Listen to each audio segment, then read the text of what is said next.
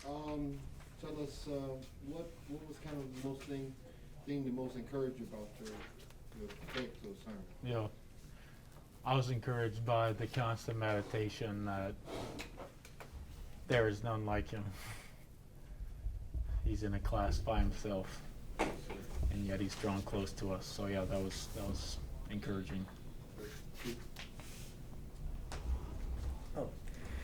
Yeah, no, you had this line where you said, when should you praise? And the idea was whenever and always comes up. So no, it's just something that I needed to hear in my own life. So it was encouraging to know when to praise.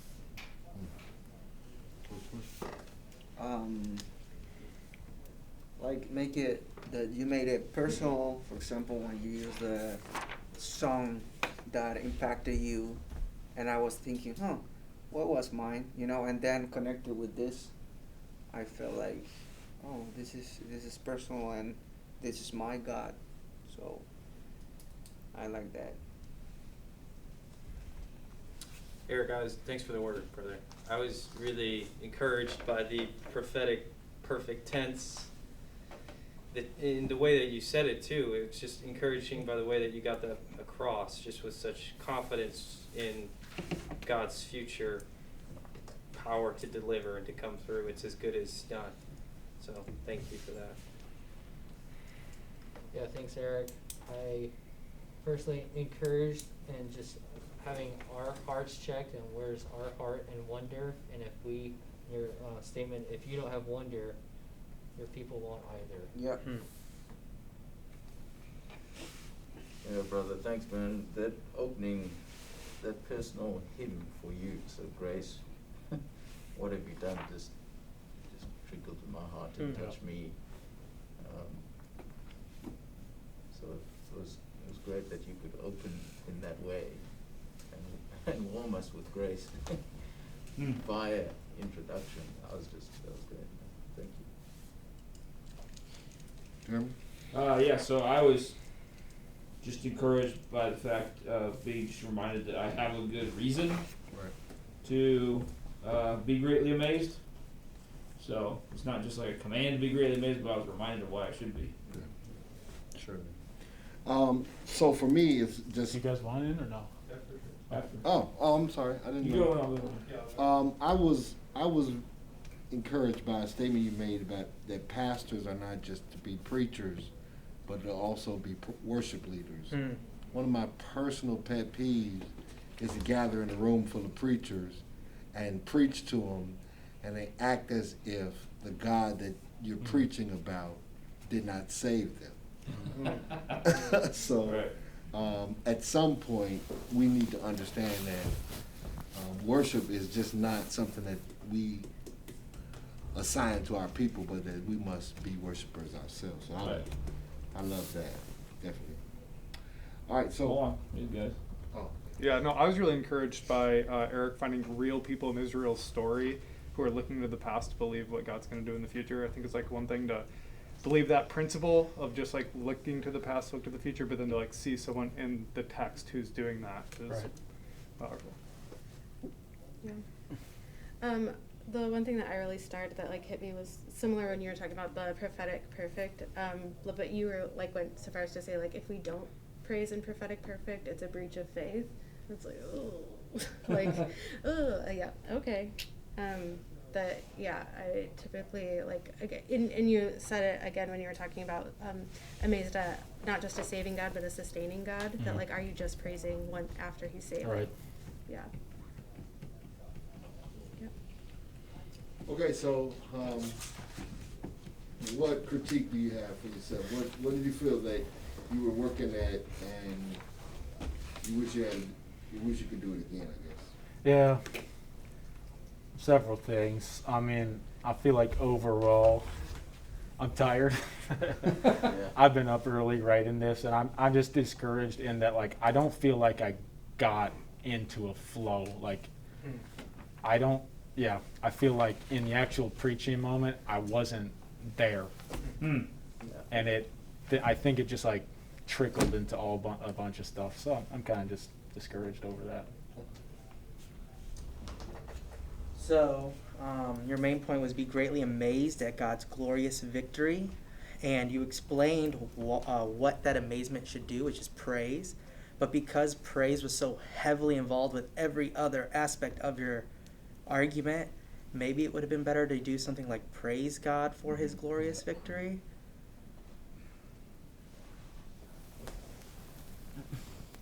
Josue? Very isolated, not too general, but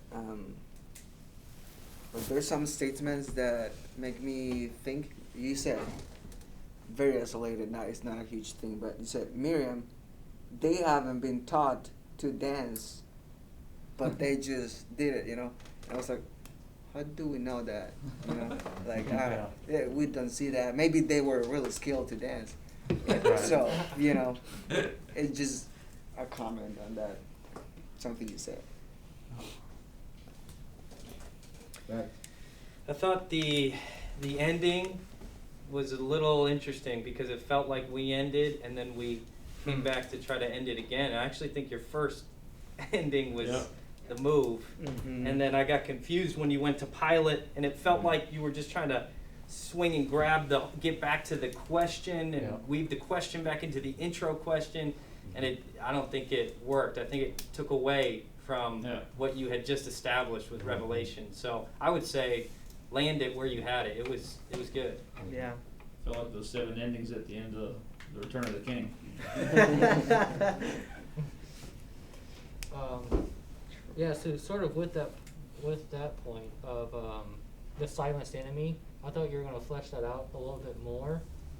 Talk about not just, yes, like our enemy Satan has been defeated, and then we still have these battles. And you kind of hinted at it with your first ending.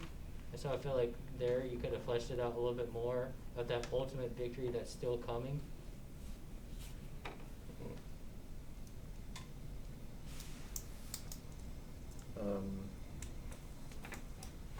Sorry, I'm trying to pick another one.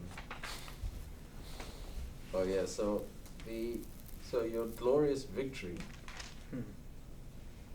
you kind of wrapped that up, but then you picked up the idea from that point of glory back in Majestic Savior, and I was wondering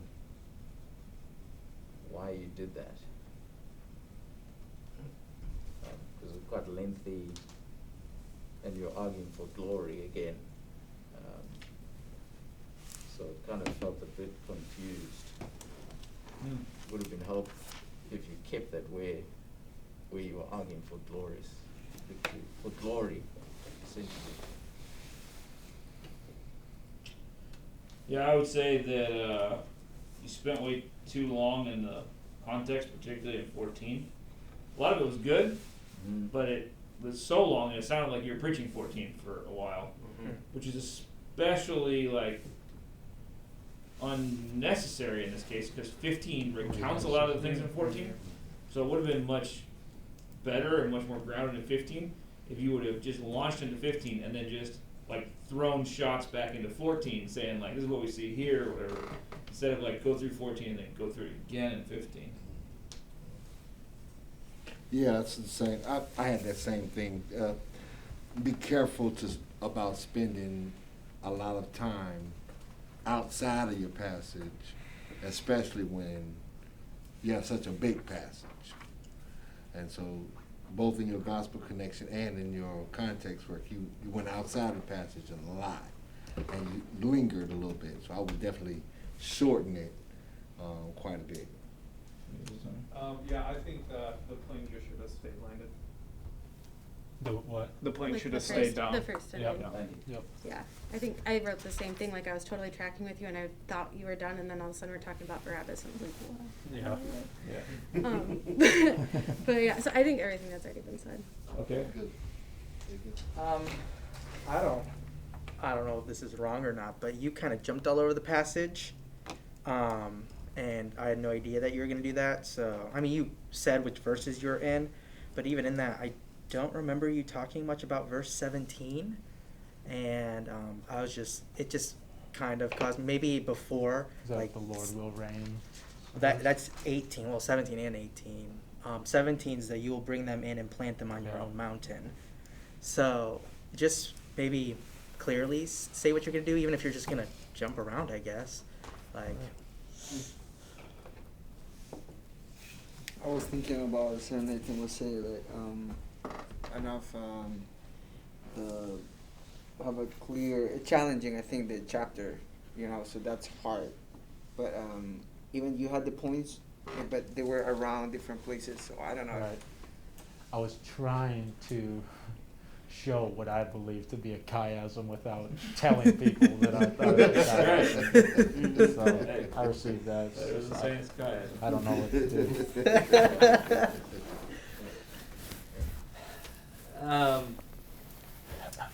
Just trying to see what Oh, wait, man.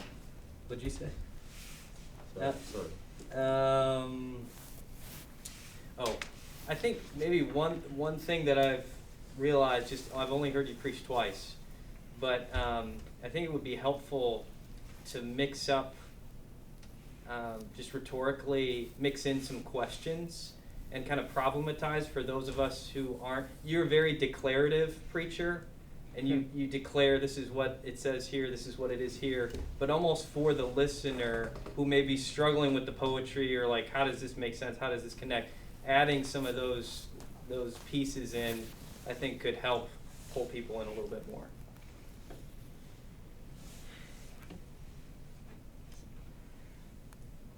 Anything else? Okay.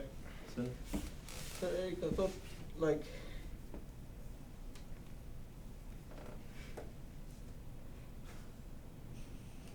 I'm just trying to how to put this. Say it however, man. I know you. So I was thinking, like, you're in poetry, you're communicating feeling, but you're not communicating feeling to me. You're stating feeling.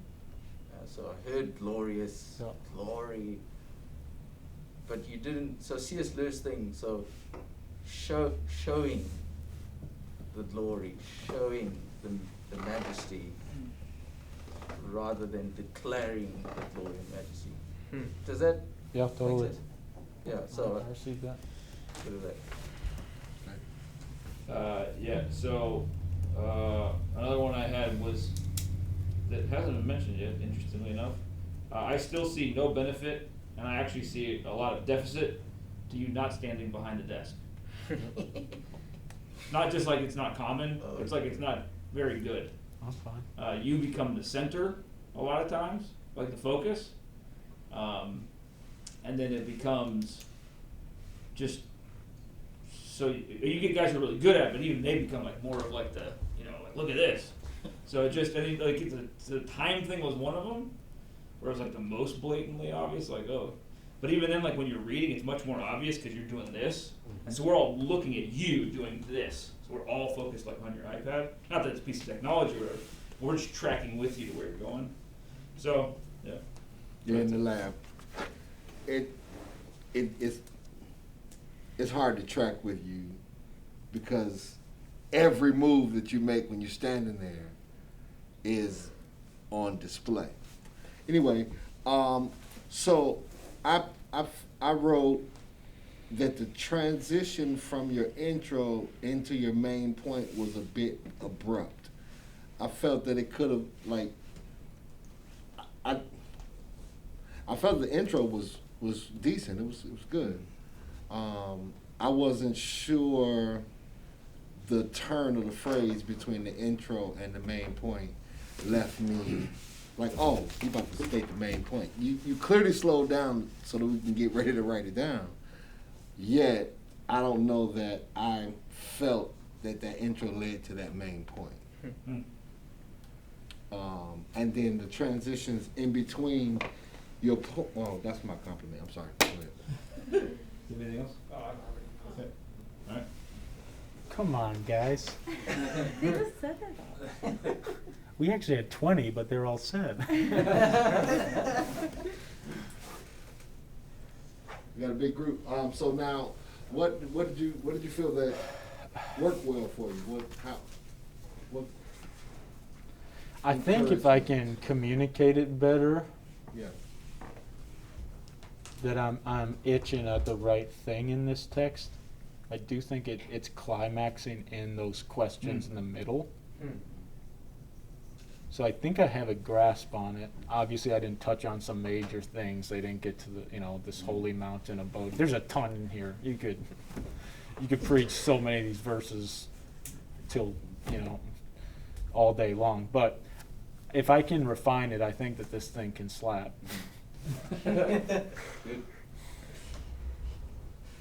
Yeah, so I mean, I appreciated the difference between this time and last time where you clearly stated and emphasized before I repeated them slowly. I was able to catch everything, and also before, which I really appreciate, you were like, "Are you ready for it?" And I was like, "Oh, I'm ready for it." So, kind of saw what you were doing and where you're going. Couple applications were really good, very related with your main point and your title. So you talk about a lifestyle of praise and this pastor of yours, and how that relates with the passage, because people was complaining, and you say Israel complained before, complained later, but how can we do not complain? By praising. So if you praise, you would not complain. So that was a good application. Let's have a lifestyle of praise. That encouraged me, actually. Eric, I thought you had a great, just quick illustration with the skipping of the rocks. I mean, that was great. That worked really well, and I think you used it to your advantage, and it engaged us that they're sunk. They're not coming back to the top of the water. No one goes and looks for and finds the rock at the bottom of the lake or something. So I thought that was really good. Yeah, I thought you did something good on your third point, because teaching this song of praise, like obviously like one of the main applications is okay, worship, praise, but you talked about how we are created for wonder, and that there's people out there searching for this, and so encouraging that obedience and wanting that to fuel us and reaching lost people. So it was good how you use that to bring in application. I agree with the kind of landing, but I did like the second landing. I liked how you worked those questions. I thought that was genius. I was like, oh man, yes. Yeah. I was just chewing and eating. Yeah, I got that too. So You guys can't give contradictory That was things. 'cause I Yeah, we don't know can. what it is. Just pick one. Choose We one. discussed They're both Can't read all the stories in the I Choose Your really Own Adventure appreciated book. that, brother. Yeah, so I thought this is just something that like we've talked about a lot, and so I think that your tone, and that's why I completely agree that like it lacked probably the emotional engagement that it needed. Your like tone, speed, cadence, volume thing was much better today than it has been in the past. I'm grateful you thought that. I actually thought I took a step back. Nope. but Nope. It's good to hear. No turning back. So yeah, Well, what if the Lord turns you back? That's your song? your homiletical points are good. I like especially that as you move through, you reviewed them. That's a very powerful thing for the listener to pick up on what you're getting at, even as you lead into the next point. So very nicely done. Just to be clear about those homiletical points as you're moving through and state them well. That helped a lot. With my critique from the transition, although I critiqued the transition, it improved because of the restatement. Right. Yeah, relative to times when I've heard you preach before, your rhythm was a lot better. It felt like drawn into what you were saying. Yeah, I would agree with it's helpful for me when I think I'm tracking with you. I think I'm tracking, and then you restate like the original bullet point. I'm like, okay, yes, I was a little, yes, I am on point with you. That is what he was conveying. Like you restating yourself is helpful. Yeah. Other than when you started asking those questions and it being like really, really good, I really enjoyed that. But the other thing, I enjoyed the language you used in 3 when you said out wows. So you're, I mean, it was interesting and it made me think. So the point was to be greatly amazed, and although I think it led mostly to praise, I think when you said that, I was just like, wow, what is my Yeah. heart amazed at or thinking Yeah. about? So I like that language particularly. I think when I'm struggling with your first critique, I think you're exactly right. Is it's saturated with praise because I'm leading up to the center of the poem, which is the wonder. So I'm like, Right. yeah. Now I'm trying to think, how do I do that in the future? Mm-hmm. Because they're both heavily related in this, or one leads to the other directly. But Another application I like was about, this is a song, how music should be today. It's to be God-centered Mhm. and God-saving story. Right. Very practical. I thought you used the literary context after this passage. You wielded it really well. Like you didn't talk about it at the beginning. You actually talked about it at the end to show, it's hard to grumble when you're constantly praising. And so I thought that was a really effective way to use literary context that follows your text to a specific point and within your application. You wielded it well.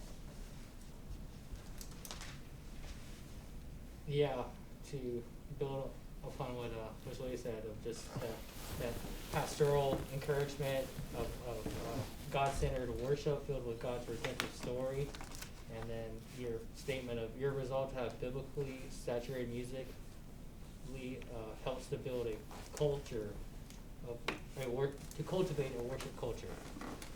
Yeah, I enjoyed that. Yeah, along with the encouragement, I thought your freedom to warn fellow pastors, it was quite evident. So in point 2, if you've done the prophetic fulfillment thing, and also in point 3, I think there's something, excuse my language, ballsy about a pastor who can warn fellow pastors. And priests.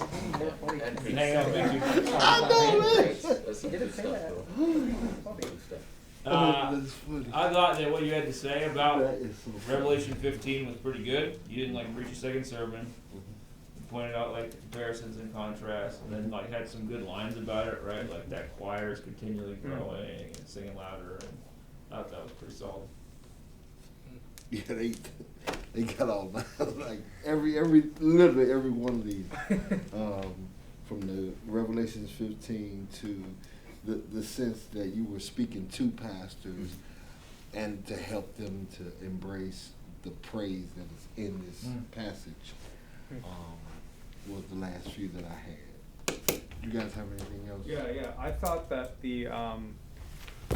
there was enough meat in between you restating the main point that it didn't feel redundant, but really emphatic. And No, I'm good. Good. All right. Well done, man. Brother. Thank you.